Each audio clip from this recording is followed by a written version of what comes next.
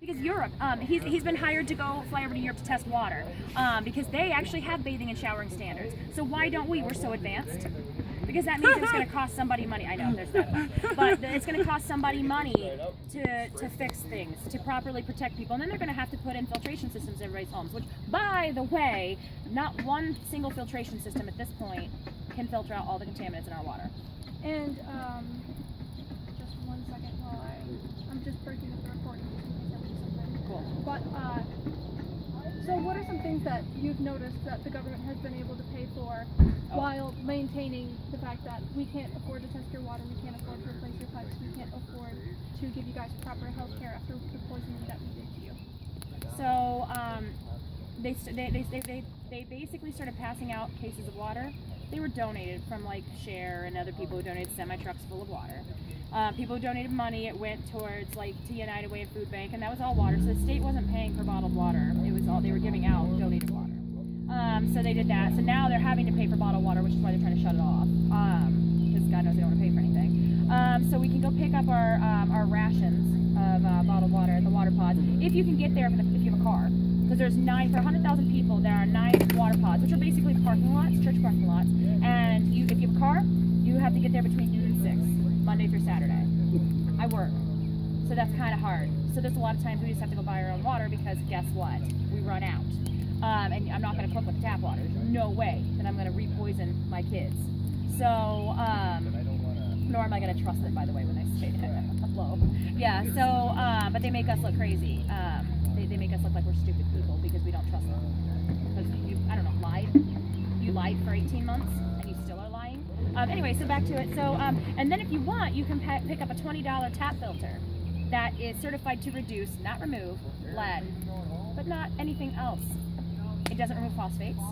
And there are none. I sat in on NSF, which is a certification company training. Not one filter is certified to remove both lead and copper. Or the other metals. They reduce it. But those filters, in their defense, are made for, like, I'm going to take the extra chlorine out of the water. Let's see if there's a funky chlorine smell. So it's for just basically aesthetics, not for protecting your lives. So, yeah. So, no, not happy with filters there. Also, then, Wayne State proved that the materials the filters are made with can grow bacteria. If there's bacteria in your water, it can grow bacteria. But they're still denying that there's bacteria in our water, even though 200 people have died from bacterial pneumonia, but let's just not talk about that. So these tap filters, Laura Sullivan found out the hard way. She got Shigella, and it got so bad she got dysentery. Anybody here ever play Oregon Trail back in school? Dysentery. That's how you, like, always usually off the people that you don't like. 1700s dysentery. So she almost died.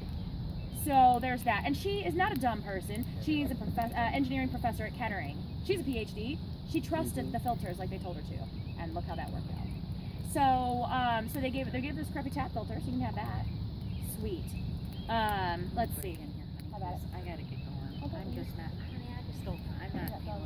And the cold's not going to help the problem. As soon as it gets warmer, what's it really?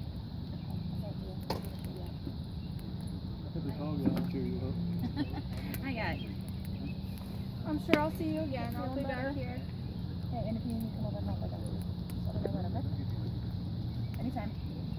Get over here, get Okay. a couple hugs from these guys. All right. What's your name again? Teresa Teal. These guys can fill you in on anything Phenomenal. they know me. That anything they say is good with me.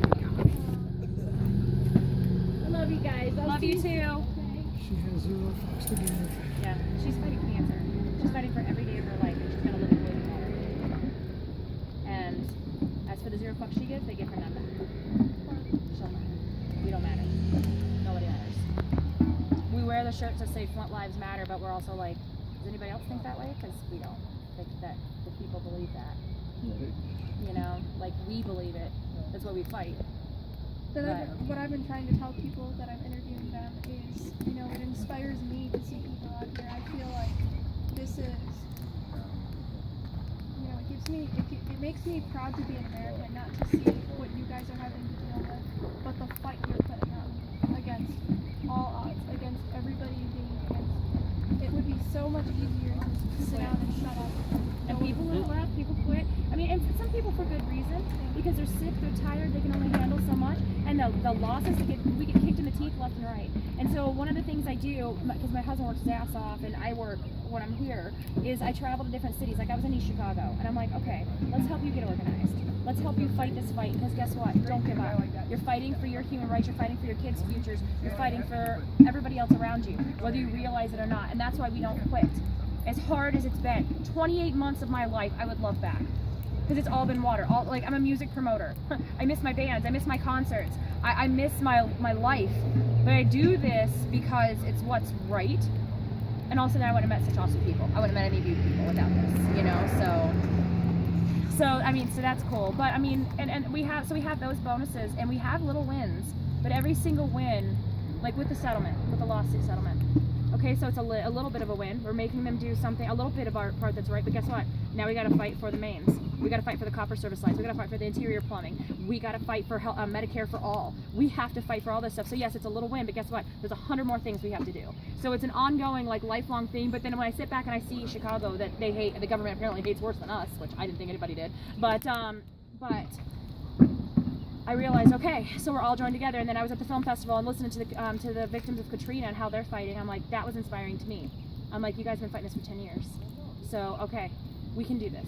And then I hooked up and I work with the activists in DC. They've been fighting for 16 years. I'm like, okay, we're coming up to year 3, and it sucks. But you know what? We can do this.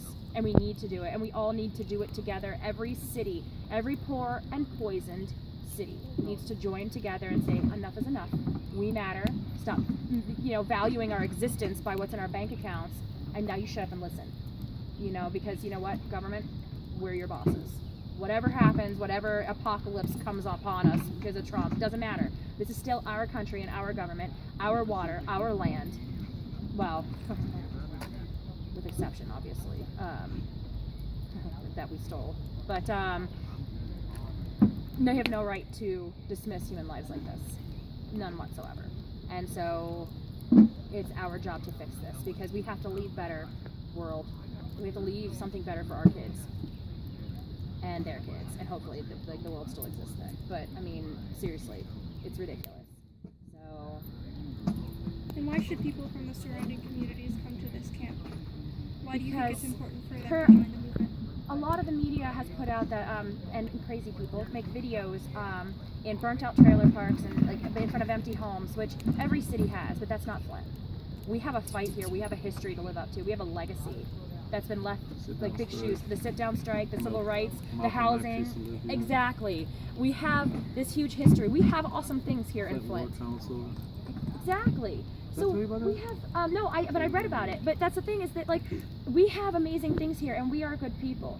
And I always tell people that at the Women's March, I said, please don't forget about Flint, because we'll be here to stand by your side too when your fight comes, if it's not already happening. And so that's the thing, is like we've already lived through this now for 3 years. So we've learned good things, bad things, hard things, what to look out for. We'll help you. And if you don't think it's going to happen to you, you're wrong. It's only a matter of time before like this actually gets filled up, because just the solidarity just through these 3 years happening is just huge. I mean, like honestly, like once we get like about 100 people here, we can easily get it to 1,000 just like that, through Black Lives Matter, through Standing Rock, through all these organizations who actually just want to come to Flint to actually do actions to actually fix Flint. Because we can't expect our government to fix Flint, so we need people to stand with us and help us and be a part of this history making. Just like Standing Rock, be a part of history and help fix a city that's been just decimated by a horrible government, the same horrible government that they're under. So you might want to learn a few things too, and be a part of just taking back basic human rights like water.